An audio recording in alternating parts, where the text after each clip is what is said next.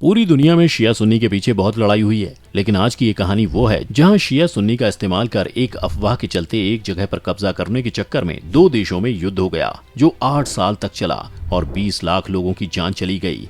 ये कहानी है इराक ईरान युद्ध की। ये कहानी है सद्दाम हुसैन और आयतुल्लाह खुमैनी की। साल 1979 में सद्दाम हुसैन ने इराक के नए राष्ट्रपति के रूप में अपना कार्यभार संभाला जो एक सुन्नी समुदाय से थे, जबकि इराक एक ऐसा देश है जहां शिया व सुन्नी समुदाय की आबादी का लगभग 60-40 का प्रतिशत है। खैर, ये वही दौर था जब ईरान में इस्लामिक क्रांति अपने परवान पर थी। आयतुल्लाह खुमैनी ईरान के सबसे शक्तिशाली नेता के तौर पर उभरे थे। उसी दौरान उन्होंने एक बयान दिया कि सभी इस्लामिक मुल्कों में ईरान की तरह क्रांति होनी चाहिए। इसी के साथ ही सद्दाम हुसैन को टारगेट करते हुए उन्होंने कहा कि शिया समुदाय का सत्ता पर काबिज होना बहुत जरूरी है और वो इराक में भी क्रांति चाहते थे। ऐसे में सद्दाम हुसैन को ये डर सताने लगा कि कहीं शिया समुदाय के विरोध होने से उनकी सत्ता का तख्ता पलट न हो जाए। तभी 16 जुलाई 1979 को अमेरिका के वॉशिंगटन अखबार में एक खबर छपती है कि ईरान इराक के बॉर्डर पर एक स्थान जिसका नाम शत अल अरब है, जहां अधिक मात्रा में तेल के भंडार मौजूद हैं, दोनों देशों को उससे फायदा होने की संभावना थी। इस खबर का सोर्स अमेरिका के अंतरिक्ष में मौजूद सैटेलाइट था। ऐसे में इराक और ईरान उस खबर के सच होने पर अधिक विश्वास करने लगे। दोनों देश उस स्थान को अपना अपना कहने लगे। इराक कहता कि इस पर मेरा हक है, तो ईरान कहता कि वर्षों से इस पर मेरा अधिकार है। बहरहाल, जब दोनों देशों के मध्य आपसी बातचीत से कोई हल नहीं निकला तो मामला संयुक्त राष्ट्र संघ के पास पहुंचा। जब यूनाइटेड नेशंस ने भी इस पर कोई प्रतिक्रिया नहीं दी तो मामला और बिगड़ गया। दोनों देशों के मध्य विवाद ने युद्ध का रूप ले लिया। सद्दाम हुसैन को आयतुल्लाह खुमैनी की बयानबाजी का जवाब देने का भी मौका मिल गया। उसने वहां की क्रांति का फायदा उठाने की कोशिश की और उस स्थान पर कब्जा करने की रणनीति अपनाई। सद्दाम ने ईरान के खुजिस्तान के लोगों को भड़काना शुरू कर दिया कि यहाँ अरब नागरिक ज्यादा हैं, ऐसे में यह क्षेत्र सऊदी अरब का होना चाहिए, न कि ईरान का। दिलचस्प ये है कि ये वही इलाका था जहाँ शत अल अरब वाटर लाइन मौजूद थी। यहीं पर यूफ्रेटी और टिग्रिस नदी एक हो जाती है। ये दोनों देशों के आयात निर्यात का एक प्रमुख स्थान था। दोनों के बीच पहले से ही संधि हो रखी थी कि हम दोनों यहाँ से ट्रांसपोर्ट कर सकते हैं। इसी के पास ही इराक का प्रमुख शहर अल बशरा व ईरान का खुर्रम और अबादान शहर भी मौजूद है। यहाँ तेल का एक बड़ा भंडार पहले से मौजूद था। बहरहाल, 22 सितंबर 1980 को इराक ने ईरान पर हमला कर दिया। इराक ने इस युद्ध की शुरुआत हवाई हमले के रूप में की थी। शुरुआत में इराक ने खुजिस्तान के बड़े इलाके को अपने कब्जे में ले लिया। उसे अरब निवासियों के समर्थन की भी उम्मीद थी, पर ऐसा नहीं हुआ था। आगे इराकी सेना ईरान के अंदर घुसकर उनके कई स्थानों पर अपना कब्जा जमा चुकी थी। ईरान के कमजोर होने की प्रमुख वजह उसकी क्रांति थी। ईरानी क्रांति के दौरान उनकी सेना लगभग बिखर चुकी थी। ऐसे में इराक को अगले 2 सालों तक इसका भरपूर फायदा मिला।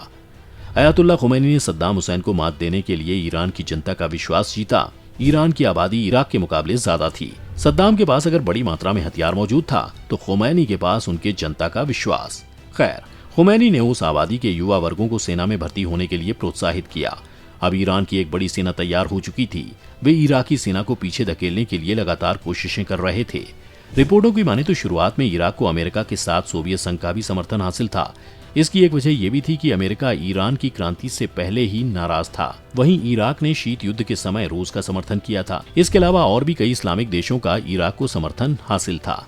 इसके बावजूद एक समय ऐसा आया जब ईरान इस युद्ध में बड़ी मजबूती के साथ सद्दाम की सेना को कड़ी टक्कर देने लगा। आखिरकार 20 जून 1982 को सद्दाम ने युद्ध विराम की मांग की और ईरान के उन सभी स्थानों को वापस देने को कहा जिन पर उसका अधिकार हो गया था। मगर खुमैनी ने इस युद्ध विराम की मांग को ठुकरा दिया। अंत में सद्दाम को ईरान से अपनी सेना वापस बुलानी पड़ी। ईरान अपने सभी इलाकों को वापस पाने में कामयाब रहा। इसके बाद ईरान की सेना ने इराक के प्रमुख स्थान बशरा पर हमला कर दिया। बसरा ही एकमात्र ऐसी जगह थी जहां से इराक अपने तेल को दूसरे देशों में निर्यात करता था। उसके पास फारस खाड़ी से सटा ये सबसे प्रमुख इलाका था। खुमैनी ने इसीलिए इराक के इस जगह को आक्रमण के लिए चुना था, जिससे इराक का तेल एक्सेस पूरी तरह से खत्म हो जाए। ऐसे में इराक ने केमिकल गैस का इस्तेमाल करते हुए ईरानी सेना को पीछे धकेल दिया। इस भीषण अटैक में ईरान को बहुत बड़ा नुकसान हुआ था। इसके बावजूद आयतुल्लाह खुमैनी ने हार नहीं मानी। अब वे सद्दाम को सत्ता से उखाड़ फेंकना चाहते थे। आगे इराकी सैनिक जमीनों में गहरे गड्ढे खोदकर उसी में अपना डेरा डाल चुके थे। इससे ईरानी सेना को रोकने में वो कामयाब रहे। कुल मिलाकर इन दोनों देशों के बीच हुए युद्ध में प्रथम विश्व युद्ध से काफी समानताएं देखने को मिली थी। ईरान अपने सैनिकों को एक साथ झुंडों में इराकी सेना के सामने खड़ा कर देता। उसका कहना था कि अगर गोलियों की बौछार से 100 सैनिक मारे जाते हैं तो बाकी बचे सैनिक उन स्थानों पर आसानी से बढ़ते हुए कब्जा कर सकते हैं। बहरहाल ईरान ने कुर्द को भी अपने साथ शामिल कर लिया। ऐसे में ईरान अधिक शक्तिशाली होता जा रहा था। साल 1984 में इराक ने ईरान के तेल टैंकरों पर बमबारी करना शुरू कर दिया। इसके जवाब में ईरान ने फारस खाड़ी के स्ट्रेट ऑफ होर्मुज के सभी रास्ते बंद कर दिए। ये वो जगह थी जहां से पूरी दुनिया में लगभग 40% तेल निर्यात किया जाता था। उसके इस कड़े फैसले से इराक की आर्थिक स्थिति पर बहुत असर पड़ने वाला था। इससे कुछ दूसरे देशों को भी काफी नुकसान हो रहा था और अब दोनों देशों के 20 सालों से चला आ रहा युद्ध अंतर्राष्ट्रीय बन चुका था। ऐसे में उन देशों ने ईरान पर दबाव बनाया। ऐसी परिस्थिति में ईरान ने इराक के तेल टैंकर को छोड़ बाकी देशों के टैंकर जाने दिए। इसके पीछे ईरान का मकसद इराक की आर्थिक स्थिति को कमजोर करना, व्यापारिक हितों को तबाह और बर्बाद करना था। इराक अपना तेल दूसरे देशों को नहीं बेच पा रहा था, बाकी देशों को भी इससे नुकसान हो रहा था। वहीं ईरान के इस कड़े फैसले पर बाकी प्राकृतिक संसाधनों वाले देश अंतर्राष्ट्रीय जगत पर सुरक्षा की अपील करने लगे। इसके अलावा एक लंबे समय से चले आ रहे युद्ध में इराक ईरान की आर्थिक स्थिति काफी कमजोर हो चुकी थी। वे उन देशों से अब हथियार नहीं खरीद सकते थे जिनसे इनको फायदा हो रहा था। इन सब परिस्थितियों को देखते हुए अब जाकर अमेरिका व संयुक्त राष्ट्र संघ ने हस्तक्षेप करना शुरू किया। दोनों देशों पर युद्ध को विराम करने का काफी दबाव डाला जाने लगा और तब कहीं जाकर जुलाई 1988 में यह भयानक युद्ध खत्म हुआ।